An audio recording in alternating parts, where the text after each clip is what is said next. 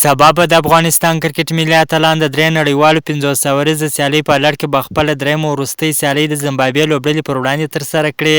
د افغانستان او زمبابوې کرکټ ملي لوبډلې ترمنځ په لومړۍ 500 ورځې لوبه کې ډېر شدید باران وورېدی چې لومړۍ لوبه د باران له کبله بېپیلې پای ته ورسېدل، خو په دویمه سیالۍ کې بیا د افغانستان کرکټ ملي لوبډلې ډېره زبردسته بهترینه سیالۍ ترسره کړل چې زمبابوې لوبډلې ته یو ستره ماته ورکړل. دا لومړی ځل و چې د افغانستان کرکټ ملي لوبډلې زمبابوې لوبډلې ته په دومره غټ توپیر ماته ورکړله. افغان لوبډلې تر اوسه په 500 ورځو لوبه کې کومې لوبډلې ته په دومره غټ توپیر ماته نه ورکړې، خو دا ځل یې زمبابوې لوبډلې ته په 232 منډو په توپیر ستره ماته ورکړل. په دغه لوبه کې افغان لوبغاړو یو شمېر ریکارډونه هم جوړ کړل چې ډېر ښه وځلېدل. صدیق الله اتل په لومړۍ لوبه کې 104 منډې جوړ کړلې او داسې عبدالمالک هم ډېر ښه وځلېدی چې 84 منډې جوړ کړې، خو نوید زدران هم چې لومړۍ لوبه وه د زمبابوې لوبډلې پر وړاندې ډېره زبردسته بهترینه توپ اچونه ترسره کړل چې د زمبابوې درې لوبغاړي وسوځول.